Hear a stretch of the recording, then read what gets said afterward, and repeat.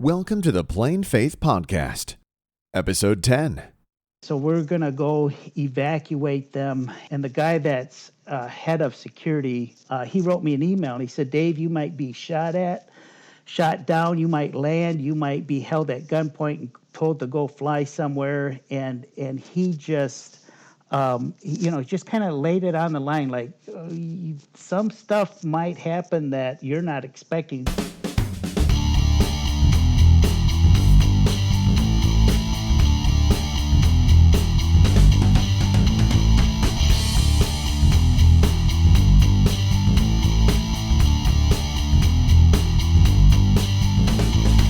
The Plain Faith Podcast is a podcast about missionary aviation and the stories of missionary aviators who have taken seriously Jesus' command to go and make disciples of all nations and are using airplanes to be His witnesses at the ends of the earth.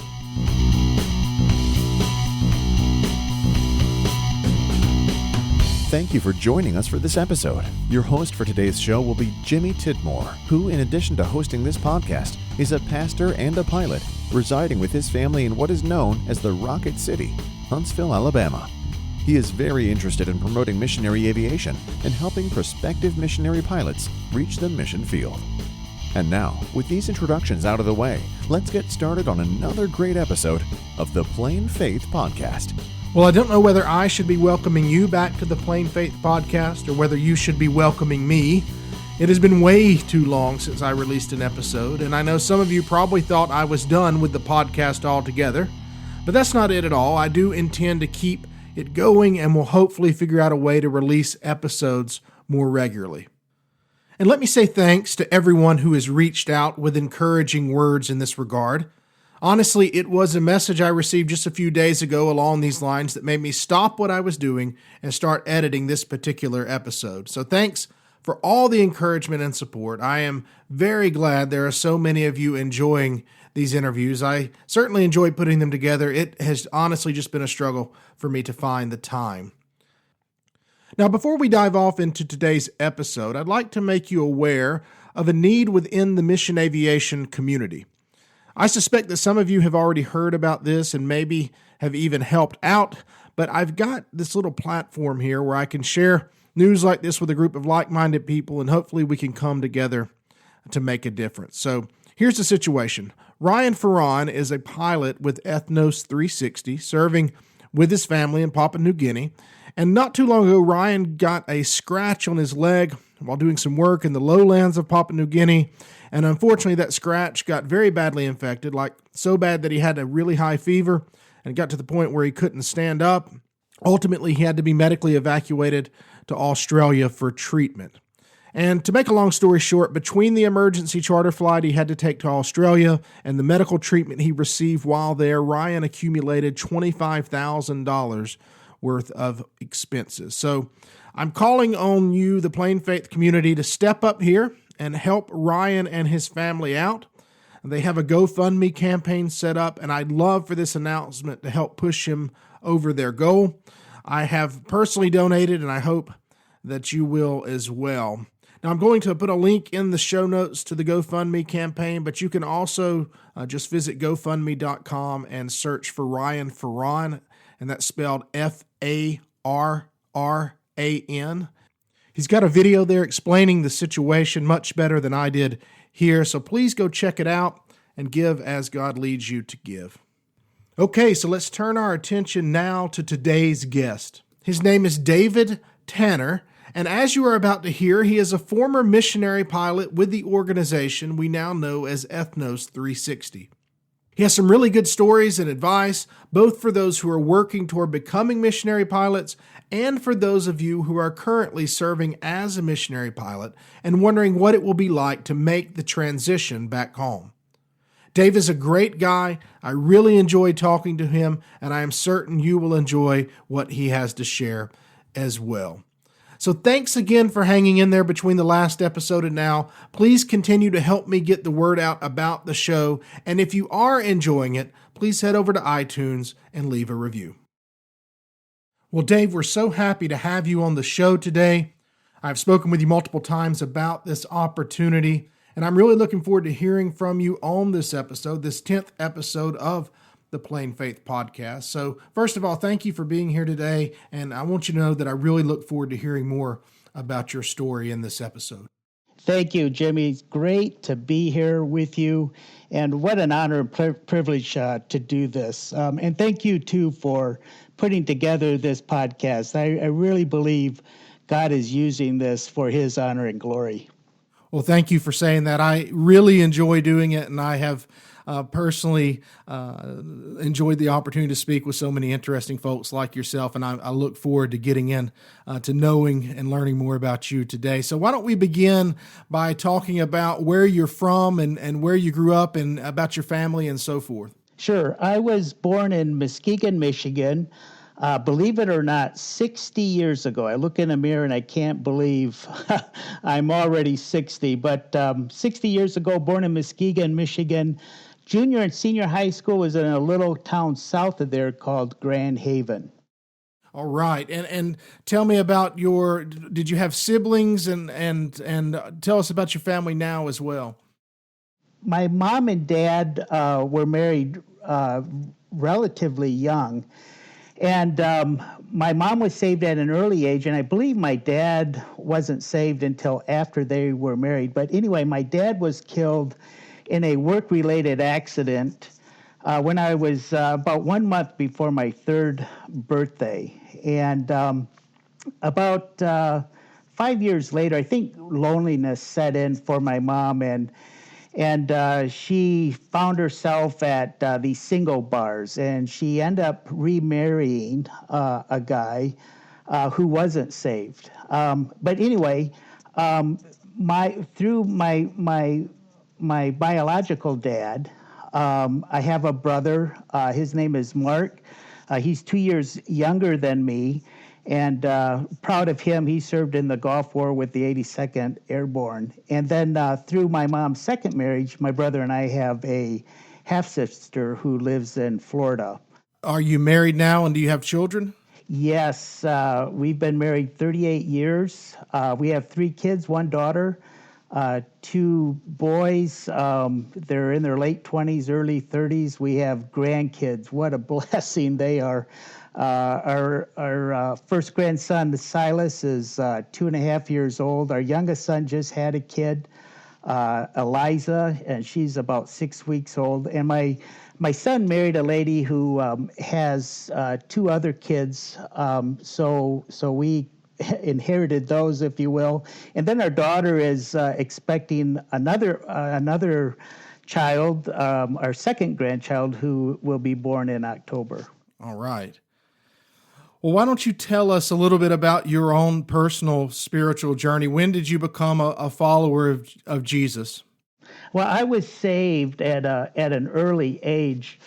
My dad, before the Lord took him home to be with him, he really left me a legacy, left my brother and I a great legacy of following Jesus. And the people who knew him, both friends and family alike, who have talked to me about him, he was really excited about the things of the Lord. And so they were involved in church when I was just a babe in arms, if you will. And when my dad was killed, my spiritual journey, it was kind of a hit and miss as far as going to church, being involved in church and whatnot.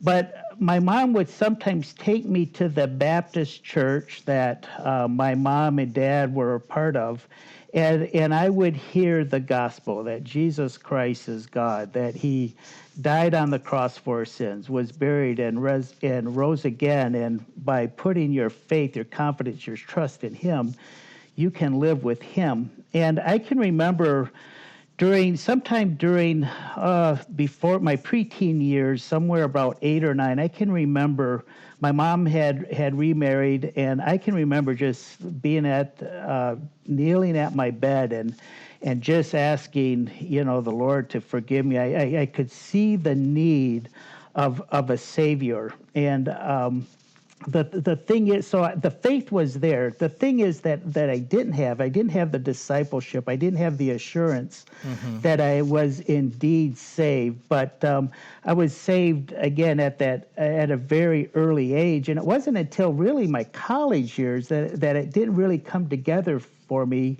Until I was going to college. I was living with my grandmother, and she had a tract called The Four Spiritual Laws. And I was flipping through that, and it was the gospel in a real succinct way. And it's like, yeah, I believe that. And so I was assured of my salvation as I thumbed through it. But at the last part of it, it said, don't rely on your emotions when it comes to your salvation. It's faith in what God has done. It's faith in His Word that you are indeed saved. And that really helped me in seeing that and assuring me that I was indeed saved, because I was putting too much emphasis on my emotions instead of what God had done for me. All right. And so how did your journey proceed from there? When did you begin to feel a call to missions? Well, the call for missions, I was, again, one of the things my dad left me with was that apparently he loved airplanes, or at least liked them. And my grandmother told me that he would like to go to the airport. And I can remember way back when, before he was killed, but I can remember him carrying me to an airplane at an airport. And what I can remember is that he walked up to this airplane. There was a guy in the airplane, and I remember them talking a little bit. But the next memory I have is that airplane flying over my head, and I can still see that airplane. So we're talking about 56 years. Well, not 56. It would have been more like 58 years ago. That I still remember that airplane flying over my head. And so I always, since that day, since 2 or 3, I always wanted to be a pilot. The thing is, I didn't know what kind of pilot I wanted to be. I didn't know if I wanted to be a crop duster pilot. I didn't know if I wanted to be an airline pilot. I didn't know what to do. All I knew is that I wanted to fly.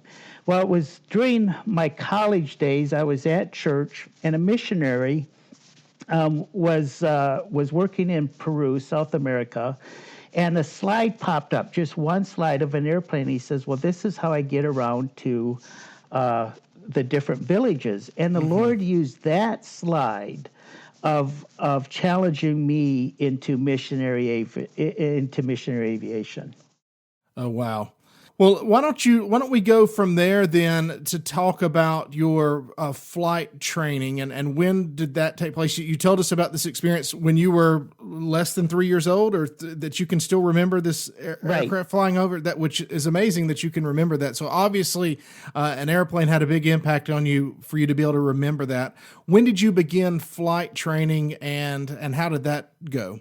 Well, I started flight training when I was in high school. Back in the 70s, the big thing in my high school was guys and gals owning their own car. Well, instead of owning my own car, I drove my parents' cars. We also had a 1957 dump truck, so when those two cars were gone, I would get in that dump truck and get where I needed to be. But so I was working at a grocery store, and I was using my money, taking my money, and taking flying lessons. So I got my private pilot license while I was in high school before I graduated. From there, I went to Western Michigan University. I started a Bachelor of Science program called Aviation Technology and Management, and they also had an A&P program there as well. And so I got that degree along with my A&P, and then that was in Kalamazoo. We moved to Grand Rapids, and I attended Grand Rapids School of the Bible and Music, Grisboom, and which is now best known as SMAT, School of Missionary Aviation Technology. All right. And so it was during this time in college that you saw this slide from the missionary, and you took that from there. And how did that progress into actually a call, what you would say is a call to the mission field? What happened is that the Lord used that. I mean, it was probably within days, maybe a week or two, that I talked to the pastor of that church, and he gave me the book Jungle Pilot. And from there, I read Into the Glory, and the Lord used those books to kind of confirm, yes, this is go with missionary aviation. So, Dave, then from there, how did you begin to research different missions organizations and and make the decision as to who you would like to serve with, and what was that process like? For me, I was in Bible school. I had read the book Into the Glory and was leaning towards going with Wycliffe Jars. And I was in Bible school, and I met a guy who was going through the training. He was already a New Tribes missionary, now known as Ethnos 360. Mm-hmm. And so I got talking to him about what New Tribes did. And I appreciate what Wycliffe does in translating the scriptures into the local language. And he said, "Yeah, New Tribes not only does that, but we also do not only just Bible translation, but we plant churches, we help establish church leadership, and just that I guess a bigger view or a bigger concept of planning a local church just excited me, and so we started." Talking with my wife, we started the process of becoming Ethnos 360 missionaries. And could you tell us a little bit about that process after you make contact with New Tribe or Ethnos 360 now? When you make contact with them and want to proceed down that path, what is that process? What did it look like then, and what does it look like now? Well, I'm not sure how it looks like now, but back then they had a questionnaire type thing that we filled out. There was a training program that we needed to get involved with. So the process itself, and I believe I would say it's true today, was quite simple. Just hook up on their website now. Back then it was, I think, just a phone call or a fax. And it was a really easy step-by-step process. Okay, very good. And then you go through this process with them, and some point along the way, you start narrowing in, or they help you narrow in on a part of the world in which you could serve. How did you pick that? Where was it, and how did you zero in on that place? Well, Nancy and I really didn't feel led to a specific country. We more felt led to be in a blessing wherever the Lord would have us. And so once we started the training in preparing for the missionary field as a missionary pilot in Arizona, is where their aviation branch is. That's where they started talking to us about the need. And they had all sorts of different ideas, different needs were popping up. They were talking about Indonesia, then the Philippines, West Africa, then back to Indonesia. And we ended up going to Indonesia because that's where the greatest need was at that time. And we are so thankful that we went there. Absolutely loved our experience there. Okay, well, speaking of your wife, Nancy, we kind of skipped over an important part of your life. Where did you meet her, and when you met, had you already felt this call to missions, and did she know about this? How did all that play out? Yeah. I was very much in my junior and senior high school years, very much an introvert, and really never dated. It was kind of like, well, who would go out with me, sort of thing. And we had my parents, after I graduated from high school, my parents had moved down to Florida. My brother and I and sister, we moved, of course, down there with them. And I went to Embry-Riddle Aeronautical University in Daytona Beach for about a year. Mm-hmm. It's a private college, very, very expensive. Mm-hmm. My brother and I missed the 4 seasons of Michigan. We missed our aunts, our uncles, our cousins up here in Michigan. And so we decided and asked our parents, we would really like to move back to Michigan. And so my aunt, who we would be staying with, my mom's sister, was talking about a couple girls at church that she thought I should meet. And one of them was Nancy. And in the meantime, my cousin Tammy was talking to Nancy about me. And so it was the first night I met her. My aunt and uncle had the college and career group over at their house. And that's where I first met her. And I was kind of thinking about, this whole introvert idea. And it's like, man, I did like the idea of marriage. And so I said, hey, Nancy, would you like to go bowling? I didn't really think she was going to say yes, but I thought I'd better put my best foot out there. She said yes. And that little bowling trip, our relationship, our friendship grew, and we decided to get married. And so at the time, she was my fiance when we were watching this missionary slide presentation, and I was reading the books, and I asked her, and we were talking about what the Lord would have for us. I was talking to her about going into missionary aviation. She was very supportive, and she said when at her first year at college, it was a Christian college, and a missionary had spoken. It was during a missionary conference, but she had told the Lord, if you want me on the mission field, I want to go. So we were one right at the get-go as far as going to a foreign country as a missionary pilot family. Okay, great.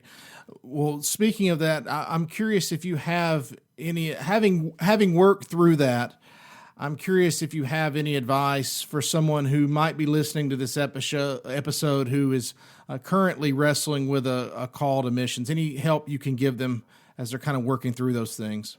I would say submit and obey to God, and just watch Him work in ways that you've never seen before. Again, I was talking about how much I was an introvert, and Nancy was telling me, she goes, well, if you want to be a missionary pilot, you're going to have to get up there and speak. Well, the last thing that I would want to do is get in front of people and talk. And yet God molded me and made me to be, moved me from being an introvert to being more an extrovert. And now I went from, just being scared to talk to when I do have speaking engagements or when I preach or teach, I have a hard time fitting in this time frame because I can go on and on. So that's what I mean. God, just submit to Him, obey Him, and watch Him work. And those fears that you might have, He will get you through that. And it's just awesome to see Him work in that way. Okay, so God led you into aviation by just a passion and an experience that you had with your dad. He led you to a wife. He led you to this call to missions by a single slide and a presentation. He led you to New Tribes Mission as well, and then eventually to Indonesia. Why don't you talk a bit about how you then transition from being here in the United States to being becoming trained as someone who's capable of serving as a pilot on the mission field to getting to Indonesia with your wife and getting your feet on the ground serving on the front lines there? Okay, my transition from that time to getting to Indonesia first involved missionary training and New Tribes again. And forgive me if I use New Tribes again. It's Ethnos 360. They have at the time, and they still do, just this excellent training program where basically we went on a sabbatical for 1 year, and it was specifically called missionary training, and we went away. We quit our jobs, and we just had a time of being introduced to what missions is, as far as learning culture, language, what the mission does as a whole, but also how we could practically apply scriptural principles in our everyday life. That was phenomenal. Mm-hmm. And man, if I had that kind of training again, I would take it up in a heartbeat. From there, we went to language school. So we were there for a year. Thankfully, our training was done in Canada. At the time that we went through, there was, I believe, 7 training centers. Ours was in Canada, and after being in Canada, I thought all the Canadian missionaries need to come to the U.S., and all the U.S. Candidates need to go to Canada, because you're living in another country with a different flag. They use liters instead of gallons, a different type of currency, and it just helped us, and we still there was no language barrier, but it helped us start thinking about a different culture, that, America has one way of doing it, but it's not necessarily the only way. And so that was a great experience. Well, from there, we went to Camdenton, Missouri, and we went through language school, which was really a time of how to learn a culture, how to learn a language. That was awesome. And then from there, we went to Arizona, where the aviation arm was based at, and then started doing some bush-type short-field takeoffs and landings sort of thing. From there, we came back to Michigan and started raising support, and then finally made our way to the mission field. That process for us, from being done to college to being actually on the mission field, took about 10 years. Yeah, that's the number that I continue to hear over and over again, about 10 years. Yeah, so have patience and enjoy the process. Right. And I guess also recognize that God is using that process for purposes. Yeah. Yes, for sure. He's preparing you. Well, why don't you tell us about Indonesia, and where the particular place within Indonesia that you serve? What was it like? How was it different from your home? And what were some of the things that were most difficult for you and Nancy to adjust to?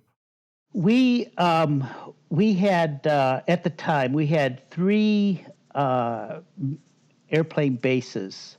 One was on the island of Borneo. Now, Borneo has actually 3 countries on it. The largest portion belonging to Indonesia. That province is called Kalimantan. And so right on the equator, right on the western border of Kalimantan, we did our language study. From there, we moved to the other end of the country to a little island called Ambon, and lived there for a number of years until some violence broke out. We had to move, and ended up on another island that is closest to the Philippines, a city called Manado. But probably the biggest thing is our 3 kids at the time were very young. Our youngest was 2 months old, and then 2 and 4 years old. So just adjusting, we're still growing as a family. We have a baby in arms. So going through that process anywhere in the world could be a process, if you know what I mean.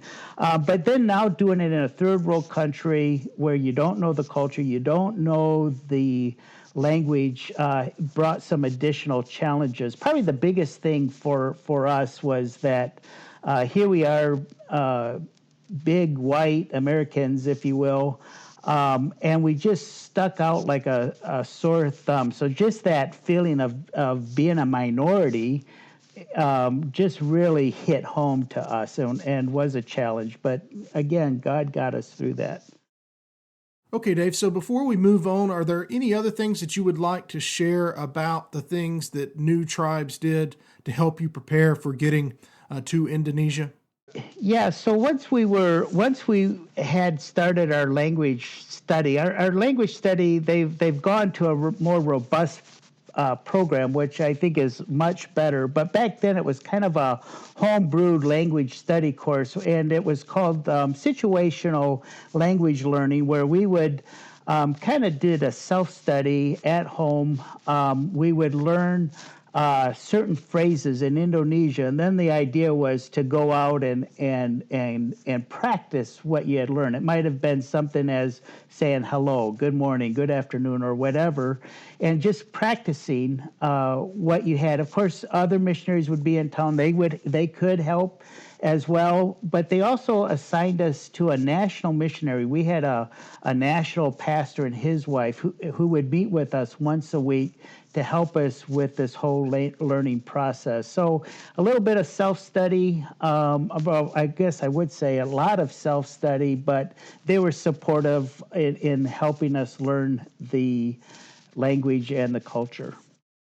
All right, and so when you arrived there, were there other missionary pilots or just other missionaries there at a base where you were serving, and how did they become a family to you of sorts? Yeah, there was Pontianak at the time was the base, so we had a supply buyer there. People that would come out of interior would come there and rest, do paperwork, whatever, get ready for furlough, come back from furlough. That was their jumping point from going to and from the tribal locations. And so we did have a good network of friends there, and we would go to the mission house there and have fellowship with our missionaries, celebrate, some of the holidays we celebrate here, such as Thanksgiving or Christmas, those sorts of things. While I was in language study, one of our pilots, he had a family of 3 at the time. His wife was pregnant. They ended up going to Singapore to have their 4th child, and so I stepped in and filled in flying the airplane. Took like 3-4 months out of language studies so I could help meet the need while they were gone. Mm-hmm, mm-hmm. What was something about being on the mission field that you simply did not expect at all and completely took you by surprise? Maybe even a funny story about the transition or something along those lines, cultural or language differences that caused confusion in a way that was humorous. Of course, yeah. You're laughed at a lot as you're learning the language. For Indonesian, for pig is babi, and the Indonesian word for baby is bayi. Well, babi sounds closer to baby than bayi does, and so I was part of our language. Our language time was telling them about our children. I said, yeah, we have 2 kids and 1 Bobby, 1 pig. so that always got a good laugh. And I can remember when I was filling in for our pilot, I was taking a missionary family, a husband and wife, interior. It was about a 2-hour flight out to the interior, and I was. It was rainy. It was a rainy day, and the clouds kept getting lower and lower. Now the area that I was flying was very flat, no obstructions, and I was about I set a minimum. Okay, I'm not going to go any lower than 500 feet. Well, the ceiling kept pushing me down till I hit that limit. Said, okay, we're going to go back. And so I made the radio call back to the tower, tell them that we were coming back. And one of the things, a phrase he said I couldn't get. He said, "There's Ra'in," and I said, "Say again, Ra'in." Well, I still couldn't get it, and so I kept asking him again. Say again. And of course, he's trying to get the point across, so he's just saying it louder with more emphasis. Ra'in, Ra'in. Well, I had enough Indonesian by then that so I asked him in Indonesian what was going on. So I said, "Ada apa," or "What's up?" And so then he answered back to me in Indonesia, and he said, "Ada hujan." In other words, there's rain on the field. And so they phonetically pronounce English words. And they roll the R's. So then you get that Ra'in.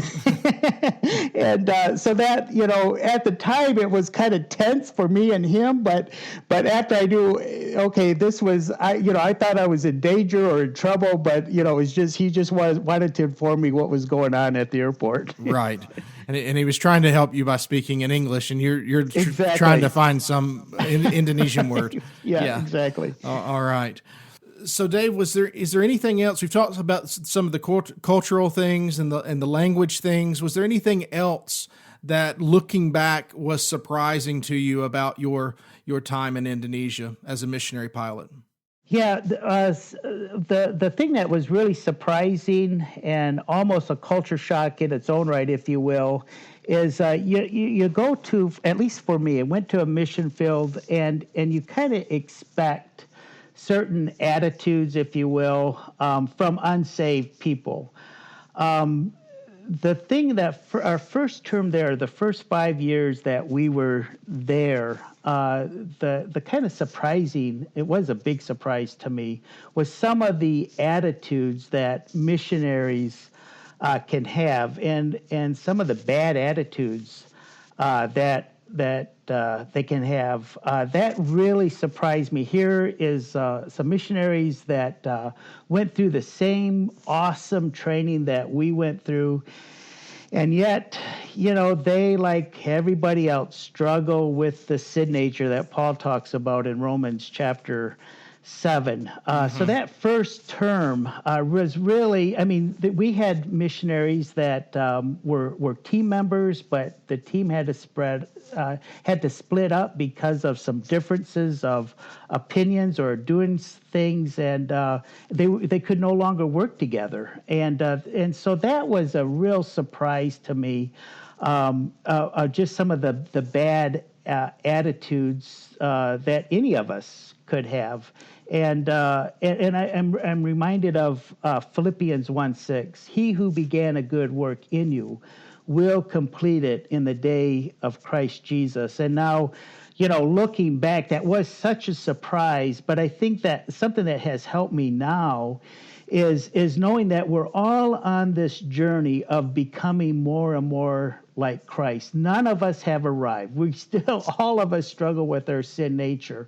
And so I think that's a big help of having that proper perspective that your fellow coworker who may have gone even through the same training that you did, who understands scriptural principles and the promises of God, they too can have their spiritual battles and struggles, and that seeps out into their life. And just showing grace, forgiveness, you might need to address it with them.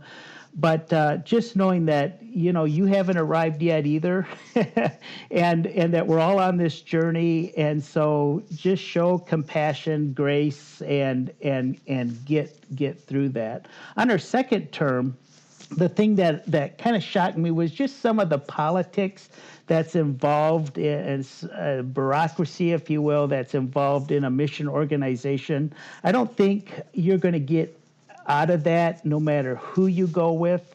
I think it's just because these organizations are made up of sinners saved by grace, like I said, who are still, being conformed into the image of Jesus Christ. But at the time, that was a shock to me as well. The bureaucracy within a mission. So those were the kind of the big surprises, the unexpected surprises. I expected culture shock, but I didn't expect that from fellow missionaries.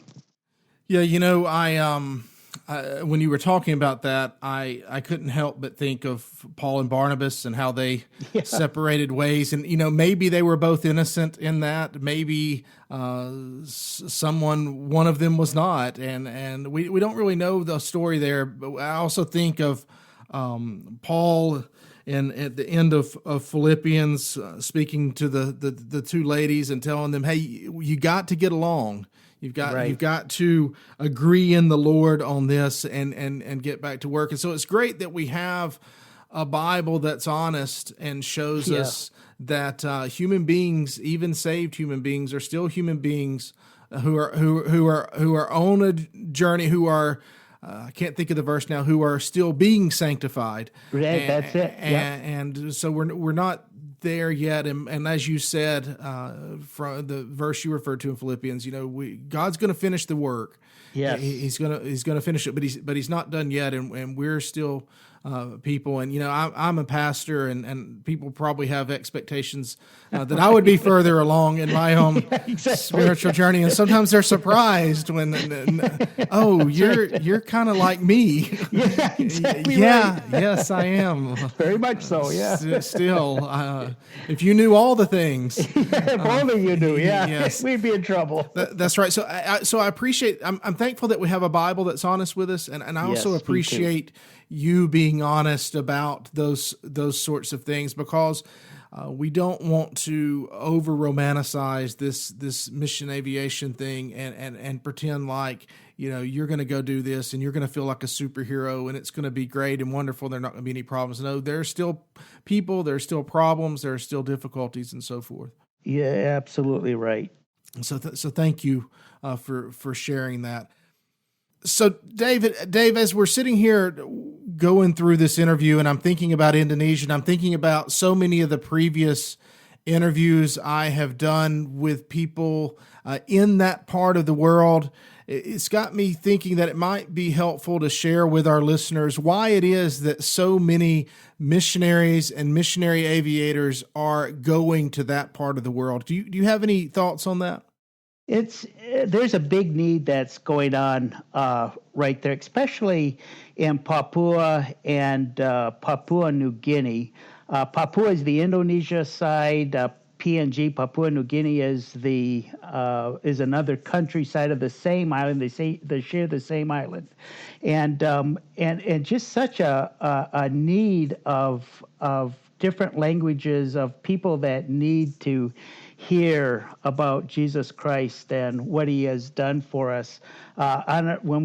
Before we left on our first furlough in 1995, a lumber company had just come across a people group that were actually living in the trees of the jungle, and nobody, including the government, knew that they were there. So to me, it's kind of like the final frontier when it comes to missions, although maybe some would argue South America could be, or parts of Africa. Mm-hmm. But it just seems that part of the world, there's still lots of language groups of people that are living in these isolated areas who have never heard of our great Creator and what He has done for us through Jesus Christ. Right, and airplanes are particularly capable of getting people and the Word of God into those places in ways that other modes of transportation cannot, right? Absolutely, yeah, that's true. As a matter of fact, what's interesting about Ethnos 360, we were all airplane fleet of aircraft, and statistics are now that half our fleet are airplanes, the other half are helicopters, and helicopters just because of the remoteness of the regions that we're working at. So yeah, that's a big part of it for sure. All right, Dave. So now let's get to the part of the show that lots of folks are waiting on. Why don't you tell us about the airplanes and the flying? Tell us about the planes that you flew and worked with while in Indonesia, and a little bit about the type of flying and work that you normally did while you were there. Well, at the time that we were there, again, 3 bases, 3 totally different kind of airplanes. We had a Cessna 185 in Pontianak. We had another base in Palu, Sulawesi. We had a Super Cub there, and then I was in Ambon, a lot of over-water flying, and so we had an Apache, a twin-engine Apache with the Geronimo conversion, and that conversion basically put wingtips on the wings, so you had more range. They upped the horsepower of the engines. They pointed the nose. They squared off the vertical fin, and it made it kind of look like a baby Aztec. And so what type of flying did you do? And did you also, you got your AMP, is that right? Did you do that type of work while you were there? Yeah, so we were kind of a one-man aviation show, if you will. So we were responsible for the maintenance on the airplanes, as well as the bookkeeping when we did flights, and did the piloting as well. So we flew, we maintained the airplanes. We would fly missionaries to and from their locations, supplies. We did medical flights for not only the missionaries, but the nationals as well. We also, once in a while, would be asked by the government to do a flight for them. It was involved in some pretty exciting stuff. Saw a Bible, was involved in a Bible dedication. Flew in some government officials. Flew in missionaries who had been part of the work but were now back in the States. So that was a tremendous thing. Flew some missionaries in, and there was a big baptismal service at another location. And probably one of the most thrilling things was that because of Indonesia so spread out with so many islands, I was able to transport some national pastors, some national leaders from one island to another so that they could fellowship together. Again, from different language groups, but all knew the national language of Indonesian, and they were able just to come together and become friends and talk about their ministry. And it was just it was a conference for national pastors, national leaders, and it's just a absolutely great time. All right. So for curiosity's sake, what other sorts of planes have you flown? And is there a particular plane that's your favorite? Oh, Jimmy, do we really want to go down this one? Yes, of course we do. This list is long. So, yeah, we can. I can answer that as best I can, but it is a long list. J3 Cub, a Luscombe, the Taylorcraft, those airplanes built in the 40s, all the single engine families, the 150, 152, 172, 182, 180, 185, some of the Piper stuff, the Cherokees, the Warriors, the Archers, the Arrows, did some Beechcraft, A36, the Beech Bonanza, straight tail Bonanza, flew Cessna 414, and now into the twin engine family, a Cessna 414, an Aztec, of course the Geronimo, and then in the turbine world, flown the Beech 1900 Citation XLs, as well as the Citation Latitude, just the newest airplane, one of the newest airplanes that Cessna is building, and then a Canadair regional jet, the commuter 50-seat jet as well. Yeah, so some of those at the end were clearly not planes you flew on the mission field, Right. And so we're going to get to that later in the show Okay. about those types of planes and what you're doing now. So you missed part of the question. What's your favorite? Do you have a favorite? Okay, my favorite is the 1940 version. So it's going to be the J3 Cub, the Luscombe, the Taylorcraft. Those old fabric aircraft with just a hoot to fly. The Cessna 150, believe it or not, just a joy to fly. If you can fly a Cessna 150 really well, you're a good you're a good pilot, in my opinion. Yeah. All right. Well, I appreciate you taking that little rabbit trail with me. It was enjoyable. Why don't you tell us about how flying on the mission field compares to flying back here in the States? Well, it's different. The support, you don't have the support, the technological support, if you will. I mean, if the airplane was grounded because we were waiting on a part, that could take days, maybe a week to get. Here, you can get a part and installed and be back flying within a day, sometimes. So that technical support is there. The infrastructure is much more regulated, much more controlled. Over there, you're talking over an HF radio. A lot of times, I was just flying along, not talking to anybody, and thinking, okay, I hope one of the national airlines isn't in this airspace, because there was no way to talk to anybody about that. So those are probably the big differences that I've noticed. Okay. What would you say was the most exciting part about being a missionary pilot? The people. That was just knowing the people, being a missionary to the missionaries. For me was just the joy. When I was first there and overwhelmed in culture shock, it's like, oh, I got to get back home and got to do this and that. And after a while, after being there for a time, missionaries would say, hey, would you like to come to the house for a cup of coffee or lunch or whatever? And before I'd say, no, I got to get back. Where then as I became acclimated with the culture, with the country, with my responsibilities, I finally was saying, yeah, sure, let's go up, and just had a great time with them. So that was part of it. And also, just the opportunities that God gave me. My hangar helper was a Christian, not very discipled, so I had a Bible study with him. Next door was a Wycliffe flight program. They had a Muslim that was working for them, and he was interested in the Bible study that we were having, and he would come over and take part of that as well.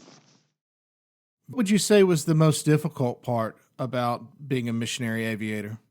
Probably the biggest thing would be being alone in the flight program, being responsible for maintaining the airplane, and not being a very tenured mechanic. There was things on this Geronimo that was built in 1957. There was things that I've never seen before. Mm-hmm. Thankfully, Wycliffe was there with a dedicated mechanic, more experienced by far than me.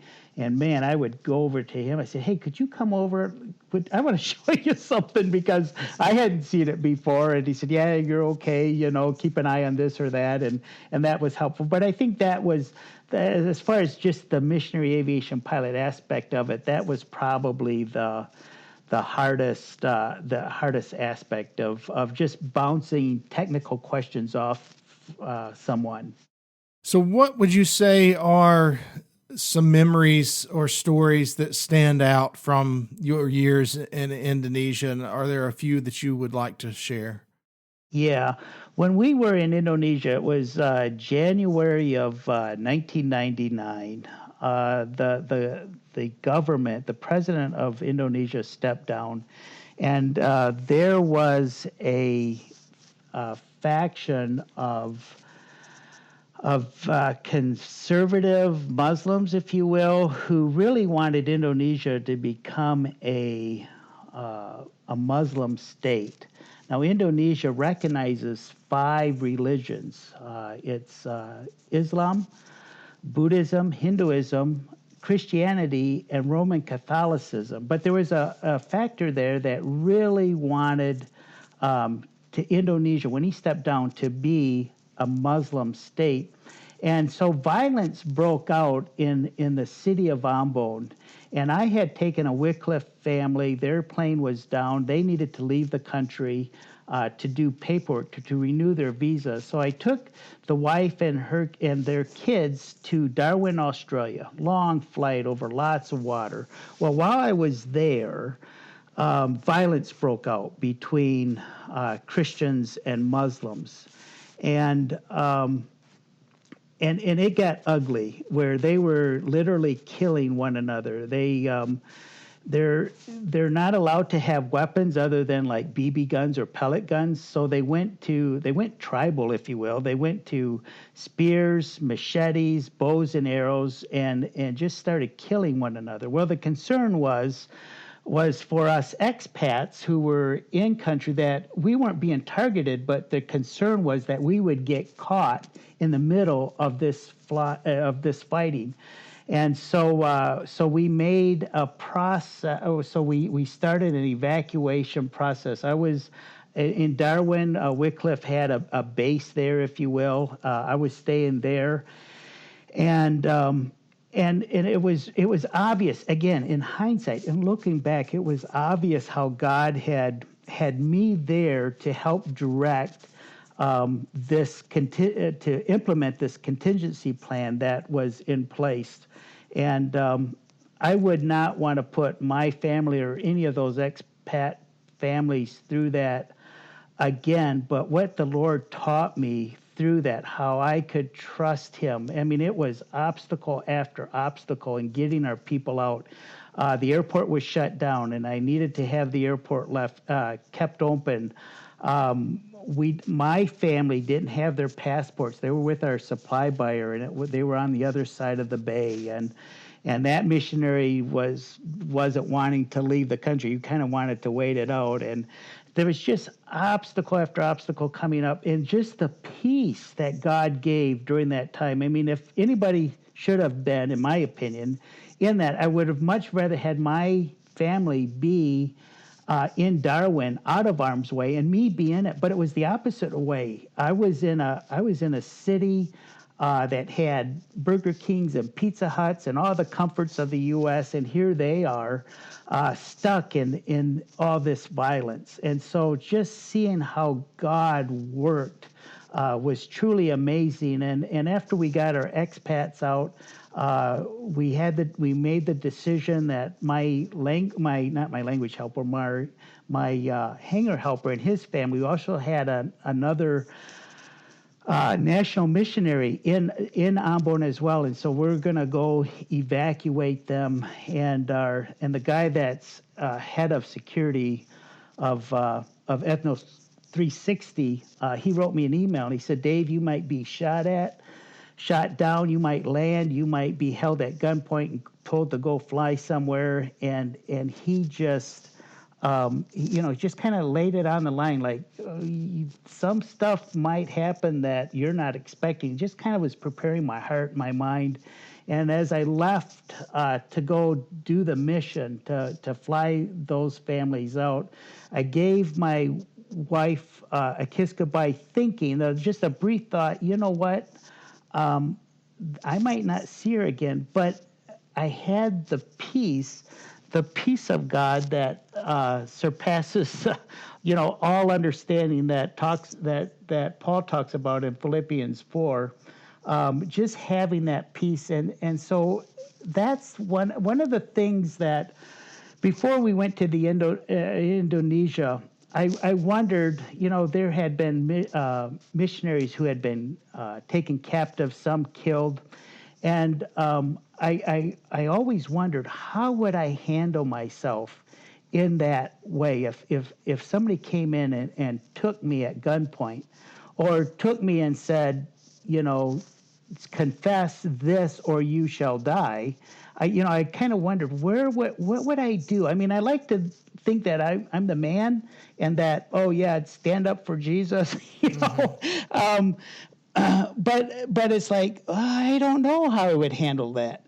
that experience of seeing God at work is something that I don't wrestle with that question anymore, because I got to see firsthand the sovereignty of God in protecting my loved ones, my friends, and getting them out of a very dangerous situation back to a safe place. Just totally, just an experience I will never forget and will always appreciate.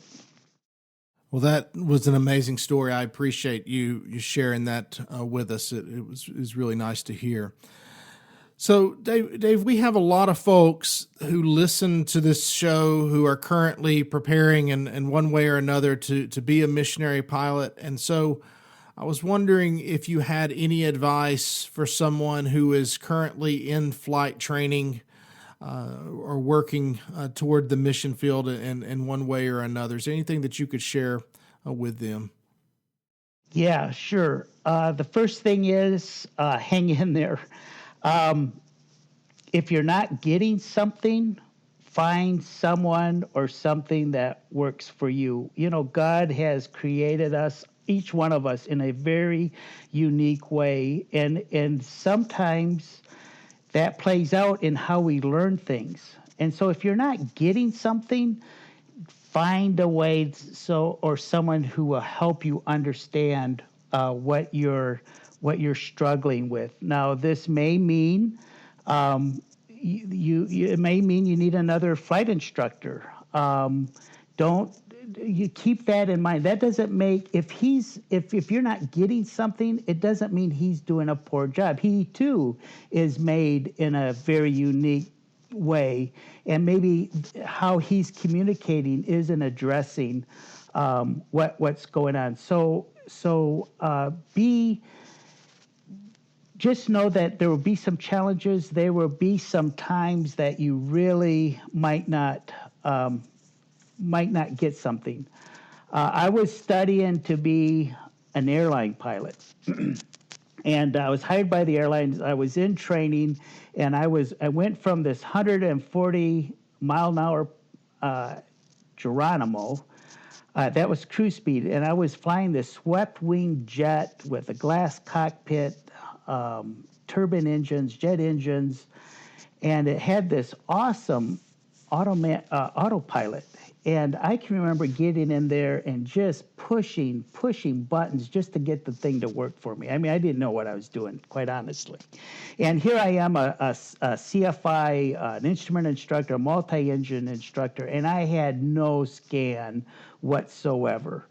And and one of my friends that I went to Bible school with, an airline pilot who was flying the big iron, the big Boeings type stuff, he called and asked me how it was going. And my check ride was coming up.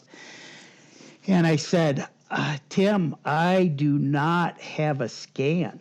And, I'm struggling with this, that I'm thinking, I don't even know if I'm going to pass this check ride. Now, when we did Unusual Attitudes and I could look outside the window, I did fine if it was just visual references. But flying, but instrument flying with all the automation was a struggle for me. And he said, so I'm flying this. I went from flying round gauges to this glass cockpit, and he said, Dave, I liked how his easy approach. He said, everything is laid out on that glass panel like it is what you flew in Indonesia. You got the airspeed indicator on the left. It's in a vertical form instead of in a dial.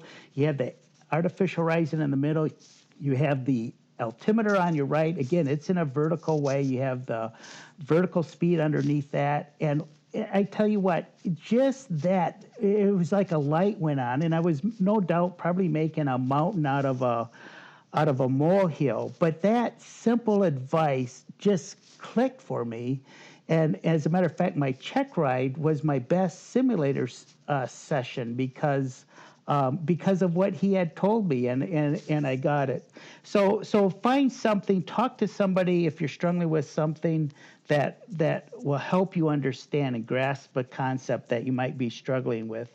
The other thing is enjoy where you're at right now in the process. I'm reading A.W. Tozer's book, God's Pursuit of Man, and he talks about how he's talking about the eternality.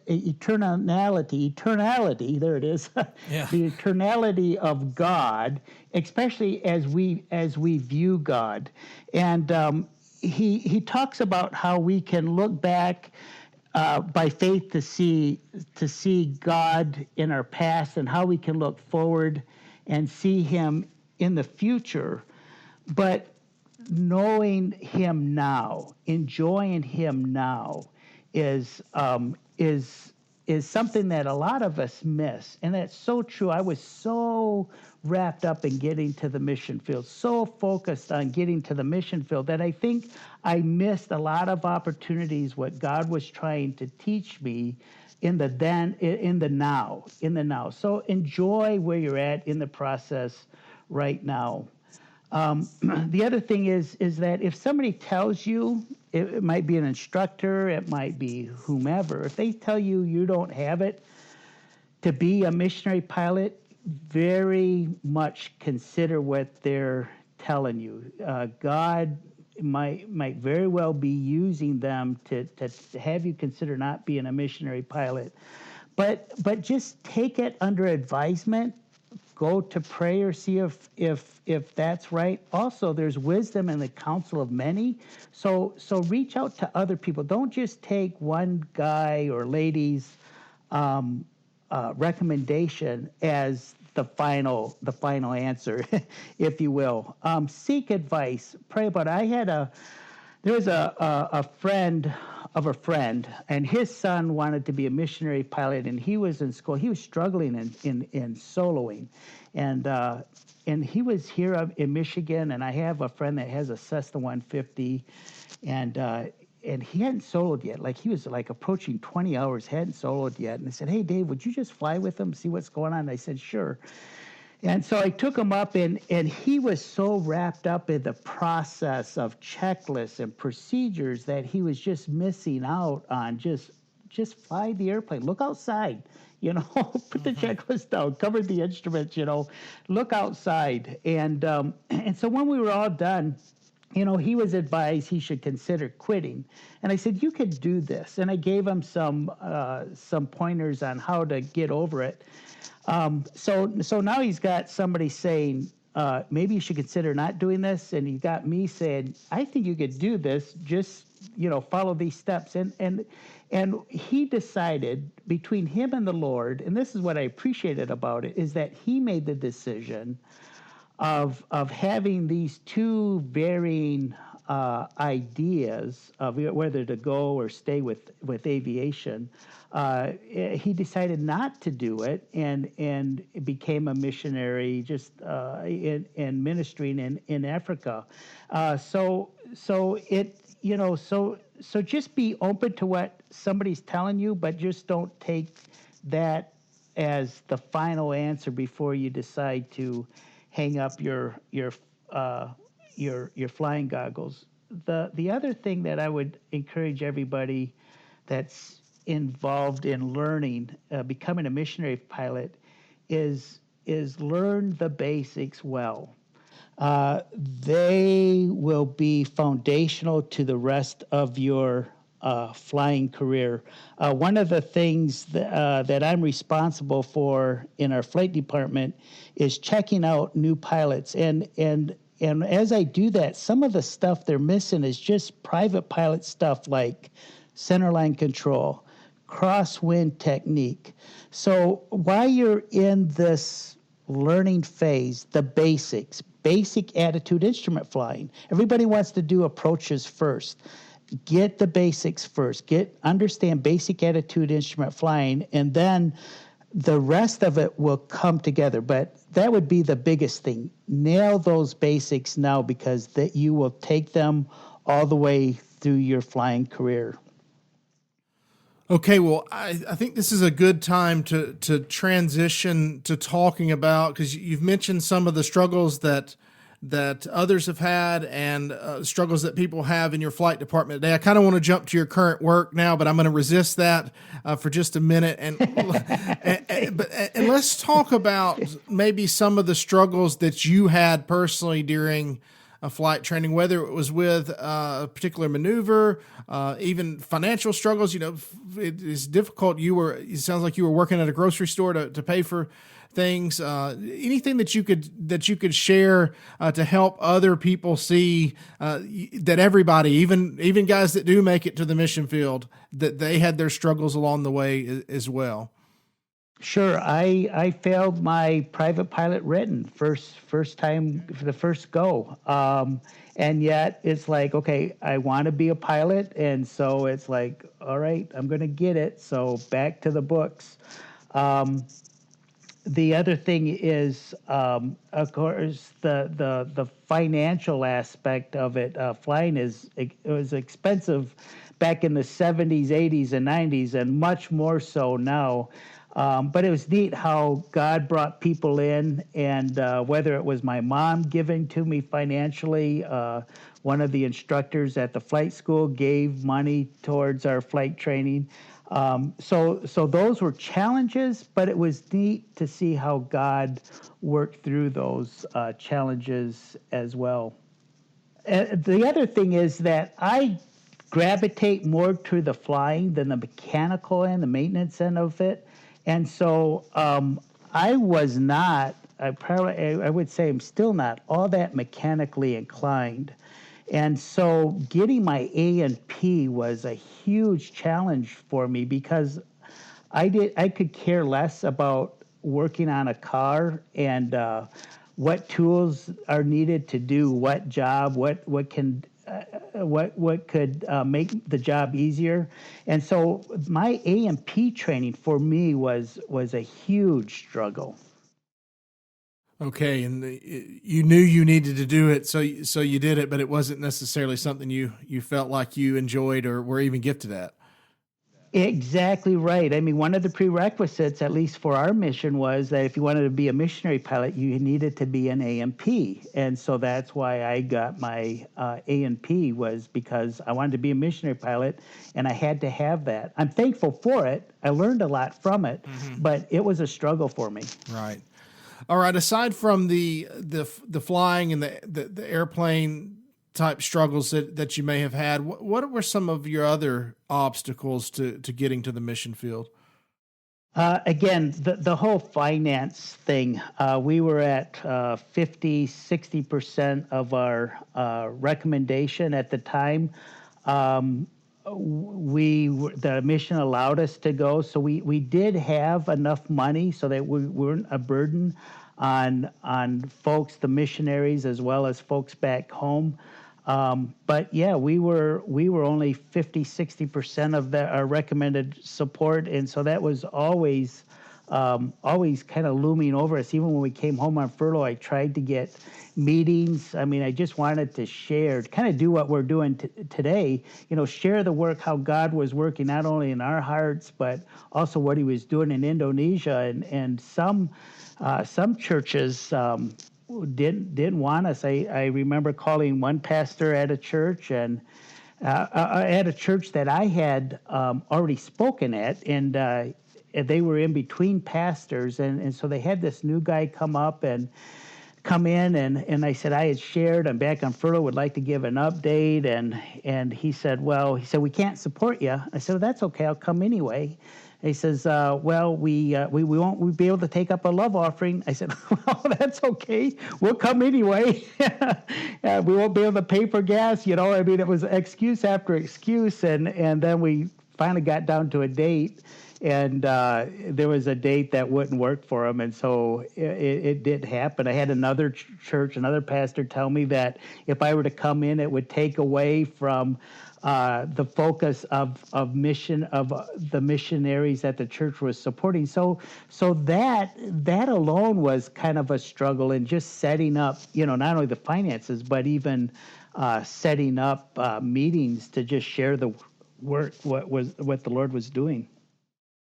So once you were on the mission field, what were some of the things that you continued to struggle with while you were there? Yeah, probably one of the biggest things for me was being busy with the things of God to have time with God.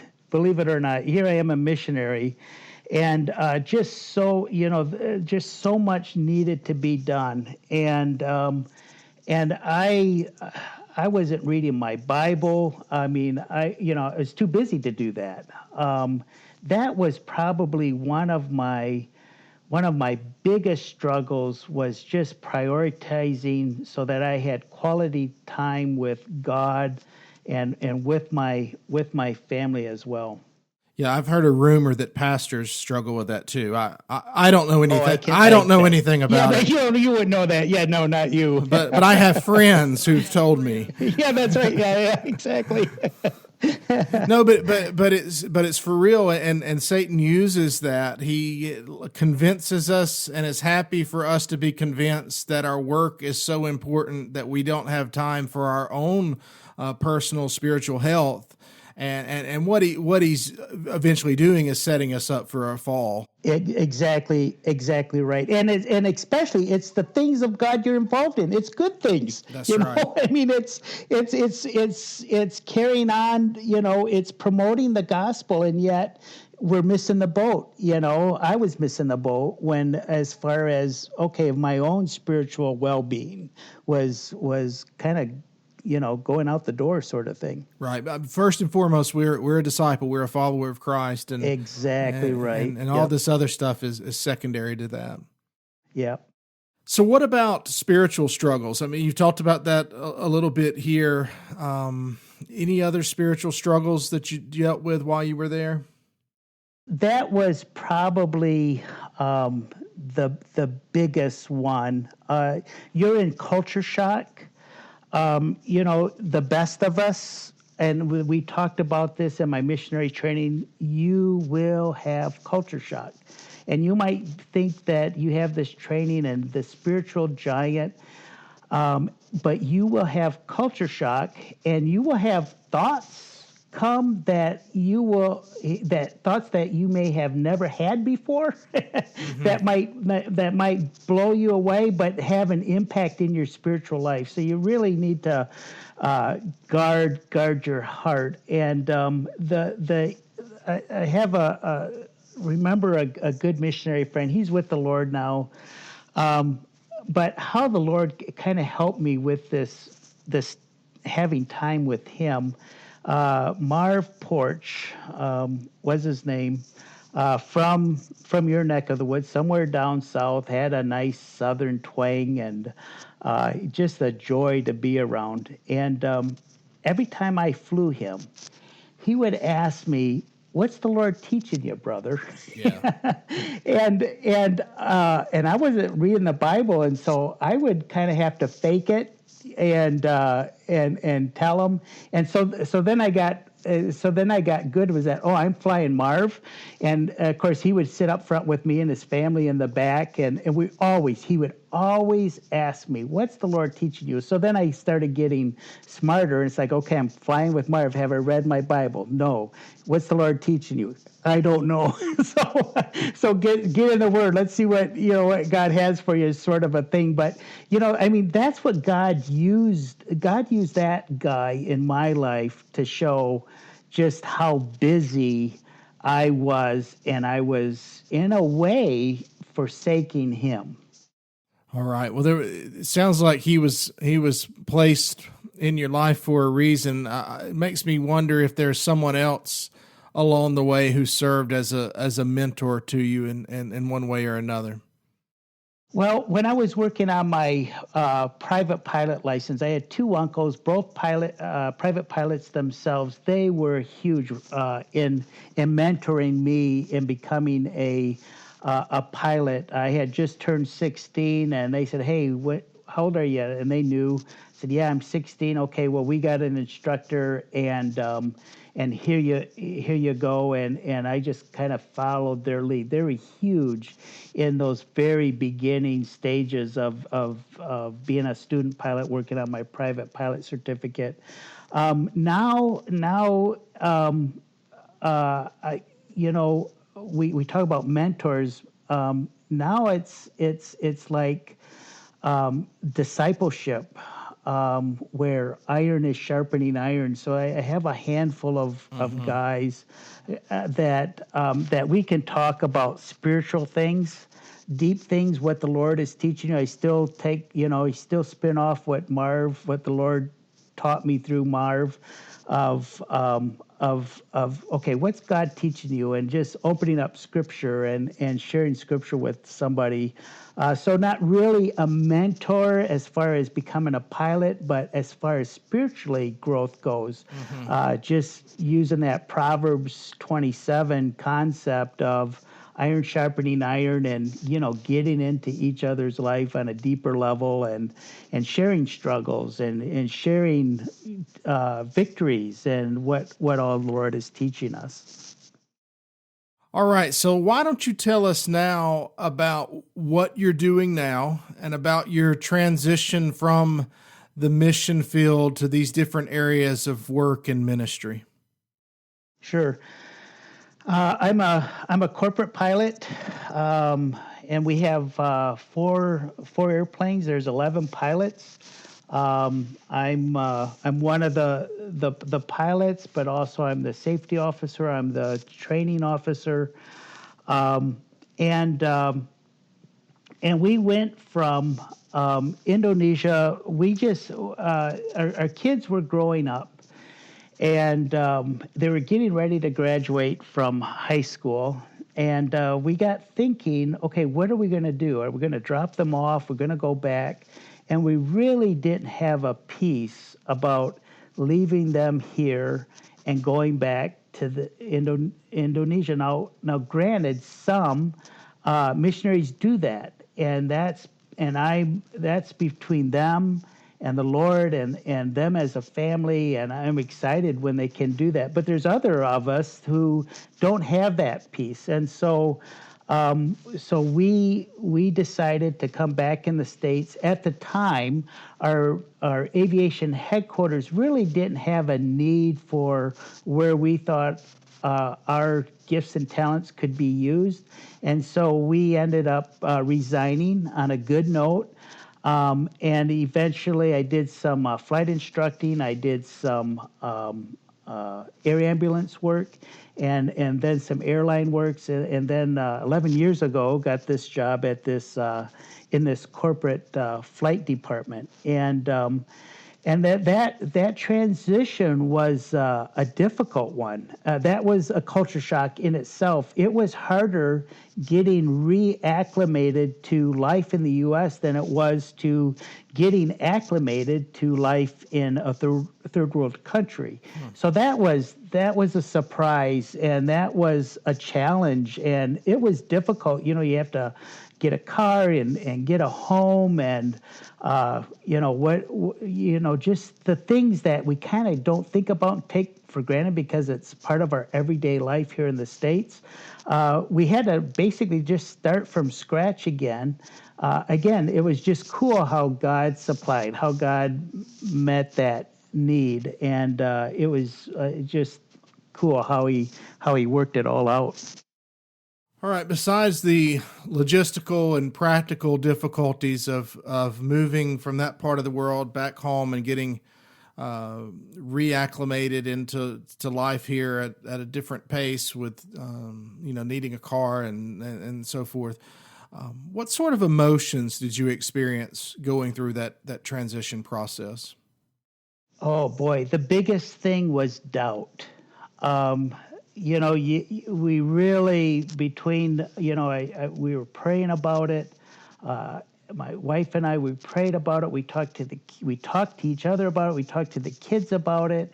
And we really felt at peace again about coming back.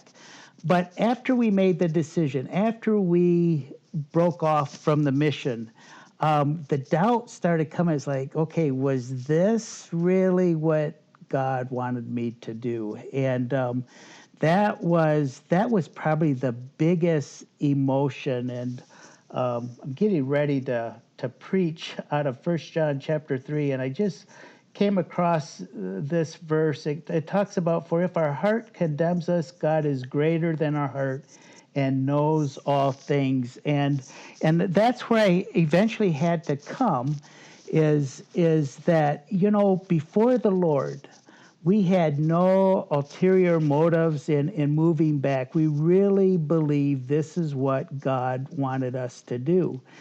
And so before the Lord, I had that clear conscience, but still doubt filtered in. And now, as our kids are adults now, and from a dad's perspective, spiritually they don't seem to be doing all that great. Well, guess what happens? Doubt comes again, and just have to just continually, it seems like, remind myself God's in control. We really, before Him, we made this decision based on really believing this is what He wanted us to do. All right. Well, let me ask you this. Do you think that your experience on the mission field has made you a better pilot here in the States in your corporate job? And if so, in what ways? I think so. With all the automation that's out there, I mean, we had that terrible airline crash. Remember, it was in San Francisco where, they tried to do a visual approach, right, and they struggled. End up hitting this. Yeah, they hit the seawall. Just a lot of reliance on the automation. And when that's taken away, then what? And I think that's what made me a better pilot, is that if the automation don't work, guess what we do? We turn it off and look outside, use our eyeballs and just fly the airplane, just using those basic stick and rudder type skills. So on the mission field, that was very, very honed as well. And I think just some of the things that the Lord has taught my heart, and has, in this sanctification process, and just being a more mature pilot and not taking risk like I did when I was younger, has made me, and God has saved me from having an accident, has helped immensely too. Just that spiritual journey and just being more mature Christian, but also a much more mature pilot as well. Mm-hmm. You mentioned earlier when we were talking about the types of planes that you flew, several different models of airplanes that I know you didn't fly on the mission field or before the mission field. What was your journey like? You're serving as a corporate pilot now. What was your journey like once you got back home to getting to where you are now? I think you even mentioned some airline training. Tell us about your journey post mission field. Yeah, so, one of my uncles, and this is a dear uncle. I mean, when my dad was killed, he was one of the three uncles that kind of took a fatherly role. And when we came back, he said, get back, you need to support your family and, go get a factory job. And as I said earlier, my passion has always been aviation. And so I couldn't see myself doing that. And so I started off as a independent flight instructor working in an FBO and just making a go at it that way. And then I got a job flying an air ambulance out in New Mexico, flying a 414. It paid better. It had some health benefits. But again, we were away from family and friends here in Michigan, and it was kind of like a stepping stone. And then I got the airline job. I interviewed for that, and that paid lousy. But I knew the experience that I would gain would be very noteworthy, if you will, mm-hmm. for the hiring process into something better.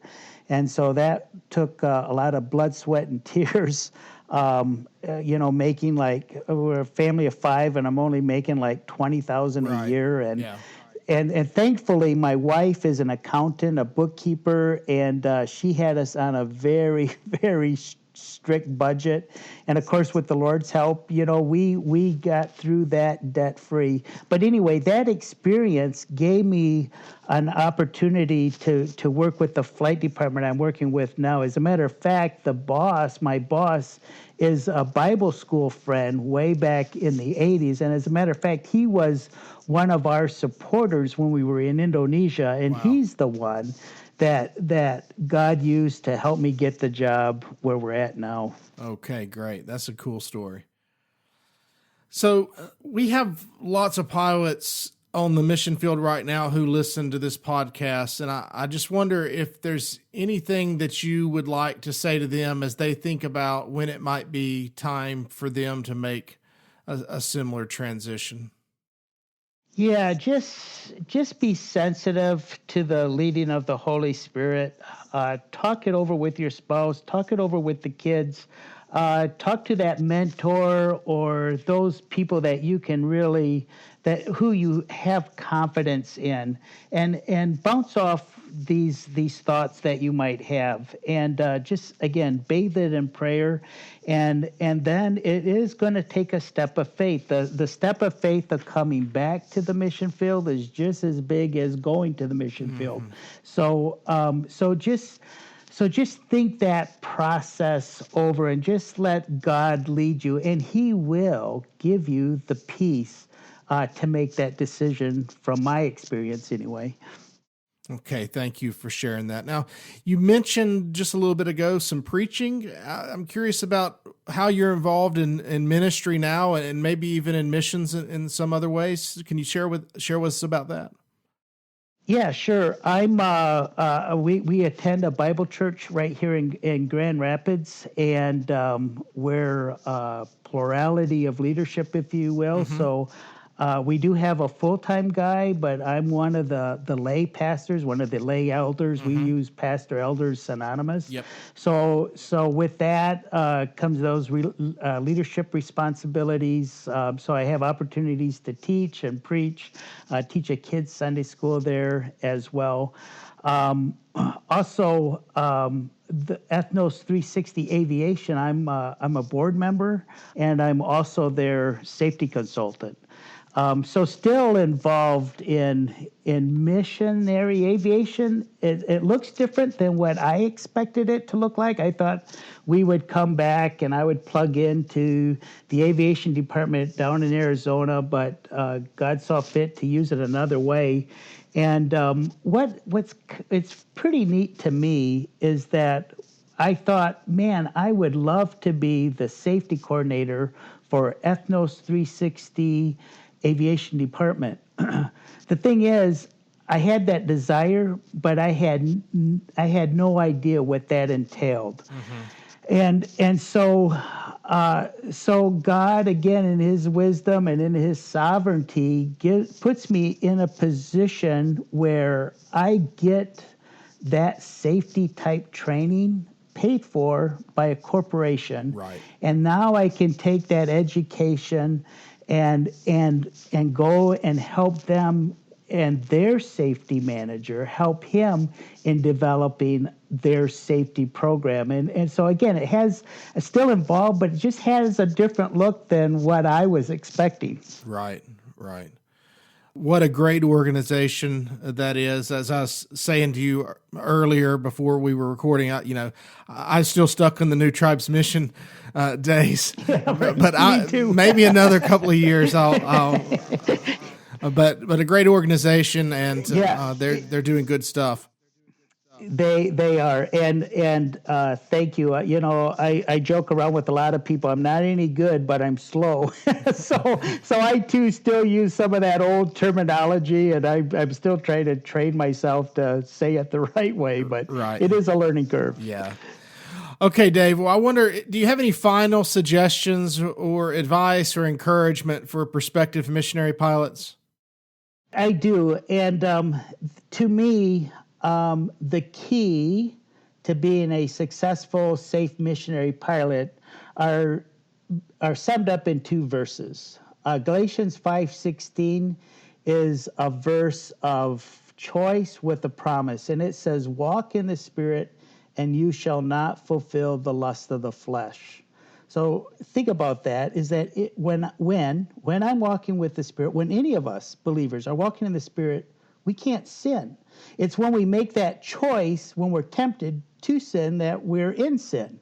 And so I really like that promise that you will not fulfill the lust of the flesh. The other one is Colossians 5:17, and whatever you do in word or deed, do it all in the name of Jesus Christ, giving thanks to God the Father through him. I believe if we can capitalize as pilots, especially missionary pilots, well, any pilot actually, if we capitalize on those two things, I think you're good. I really believe any of us will be successful as pilots. You know, the FAA talks about these hazardous attitudes, resignation, anti-authority, impulsivity, machoism, invulnerability. They label it hazardous attitudes. Have you ever had any of those hazardous attitudes? I have.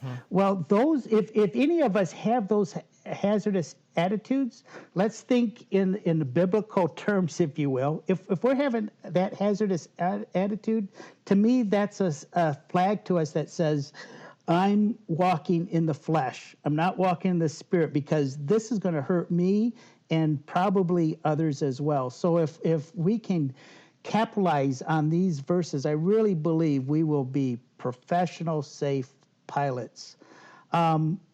Airplanes are great tools. They're fun tooling around in, and using them to bring the good news to the lost. I joke a lot about, I get paid to do my hobby, or I was being supported, to do my hobby. And airplanes are a great tool, but missionary aviation is more than that. It's about God and His work. It's about people, not planes. Be a blessing now to those that are around you. Be a missionary to the missionaries.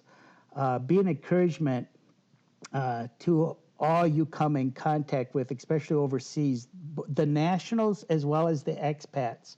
I think some people try to shy away from developing relationships with the nationals, but I think it's imperative that we build relationships with them. Learn their culture, learn their language, so you can build relationships with them. I can remember the news had gone out, we were probably not coming back to Indonesia. And one of our church leaders in a tribe was in the town we were at, helping the missionary with Bible translation. And he said, in Indonesian, he said, "Dave, when I heard that you're not coming back, it was as if I fell out of a tree." So think about falling out of the tree. What does it do? Well, it hurts. It takes the breath away. And I tell you what, Jimmy, I teared up so much, I couldn't even reply to him. All I did was just give him a great big bear hug to show him how much I loved and appreciated him. And, those are the kind of relationships you want to build. You want to, in my opinion, you want to build those relationships with the nationals. We've heard this from other interviews you've had, but don't enforce your American ideas. Be the guest and learn. Remember, your kids are going to grow up, and they're going to leave the house, and you're going to be empty nesters, and your parents will get old. That's just the facts of life. They may need your help. Both the kids, your parents, whoever, they might need your help. So now, think through now how that's going to affect your ministry. Don't worry about it, but just think through, what would that look like? Talk it over with your spouse. What would it look like to come home back to the U.S. And then last I have is don't sweat the little stuff. Yeah. We have an awesome God, and He takes care of the big stuff as well as the little stuff. And what we need to do, again, in my opinion, we just need to rest in Him, trust him and let him do the work. Good words, Dave. Thank you. Is there a book that you would like to recommend to our listeners? It can be something about missionary aviation or something that helped you grow in your Christian walk, or even something that helped you learn to fly, or you can name more than one even. Probably one of my favorite, so let's talk about technical books. One of my favorite that I would recommend to any and everybody, potential pilot and even current pilot, especially if you're in single pilot operations. Cockpit Resource Management, The Private Pilot's Guide by Thomas Turner. Excellent book for single pilot operations. I really like Kirshner's book on advanced pilots, flight manual. Right. For missions, of course, Jungle Pilot, man, that's what, as well as Into the Glory. Those got me excited. God at the Controls by Gene Dyke Johnson. Just a beautiful story of people being kidnapped and hijacked, and just seeing the sovereignty of God, of how they brought them through that difficult situation. While I was on the mission field, read. I was reading Chronicles of Narnia by C.S. Lewis. I'd never read that series before, and it was fun. It was an encouragement while there. I read while I was there through Gates of Splendor by Elizabeth Elliot. And again, it was just good, now that you're in a third world country, to still read stories of other missionaries who have gone before, and you can really identify more with being in a third world country with a different language and a different culture. It seems to just add more flavor to the reading. Currently, I'm reading Going Pro by Tony Kern, and then also God's Pursuit of Man by A.W. Tozer. Just great books. Anyway, those are some things that kind of top my head. Yeah, those are all good ones. Some I need to pick up myself. So, Dave, how can our audience be praying for you? That having that humble spirit, obeying God. I've often asked myself, are you ready? Are you ready? If God wants you to move from this job and go back to the mission field, are you willing? Are you able to do that? So just being, again, continually being submissive to God. Of course, of our relationship with the Lord, it's still easy to get too busy with life and miss out on what God is doing in your life, and so that would be a prayer request too. Is that, again, just being sensitive to the Lord and the need to stay in His Word and to continually develop my walk with Him. Our kids, it's huge. Again, like I said earlier, our the spiritual decisions that they're making, from Dad's perspective, they could be better. And so, we're just praying that God will do a work in their hearts, that they would have a desire to follow Him and do what He would have them to do. And just like anybody else, boy, I'm flying some pretty cool airplanes, but that have all these bells and whistles, but still just the safety in flying, and just being a blessing. Just the desire to be a light in this dark world, whether it's on my jobs, at the job, or at the grocery store, is just be an encouragement to whoever I'm rubbing shoulders with. So we would appreciate prayer for those for sure. Yeah, well, we'll definitely be doing that, and I know our listeners will as well. So if somebody wanted to connect with you in some way or another, how could they go about doing that? Yeah, I'm on Facebook, David Tanner. But probably the best way is to contact me as I get friend requests from people I don't know. Yeah. And so I don't accept it because I don't know you. So probably the best way to contact me is through my email address. It's davidatanner at sbcglobal.net. Just let me know you heard this podcast and you would like some information. I do not have all the answers, but I can give you some things to think about, to pray about. I've had another friend who has a friend. He was thinking about missionary aviation, and I met with him and gave him some ideas. And I really like actually doing that sort of thing, as interacting with potential missionary pilots.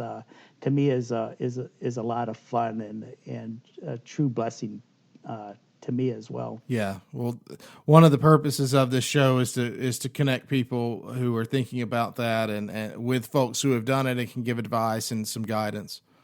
So I appreciate your willingness there. Yeah, you bet. Well, all right, Dave, I really appreciate you and you taking the time today to do this. And I've learned a lot. I know that the folks who listen to this episode will as well. It's been fun and encouraging, enlightening in lots of ways as well. So thank you so much for your willingness to do this, and God bless. Well, thank you, Jimmy. It was my pleasure. Thank you for giving me the opportunity. I appreciate you and what you're doing, not only as a pastor, but also voluntarily putting this podcast together and getting the message out. Again, I just appreciate all that you're doing there, and so thank you. And maybe someday one of the guests should interview you. Yeah, maybe. So that would be a short episode. Dave, thanks so much, and I hope that we can stay in touch, and I plan on doing that. Yeah. I hope so. You find yourself up here, Jimmy. We got a bedroom downstairs. You can hang out with us, come and go. If you need to get out of that heat sometime and enjoy a Michigan winter day, come on up here and man, we'll have a great time of fellowship. But I really would like to stay in touch with you. And again, just let me know how I can help out as well. All right, we'll do that.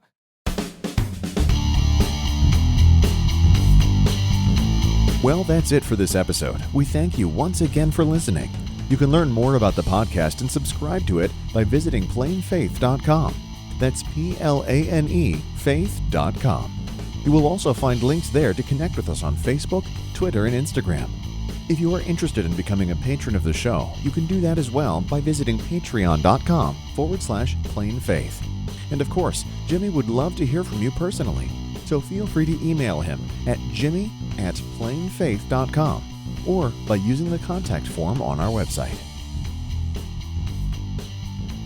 Until next time, remember that God made him to be sin who knew no sin, so that in him we might become the righteousness of God.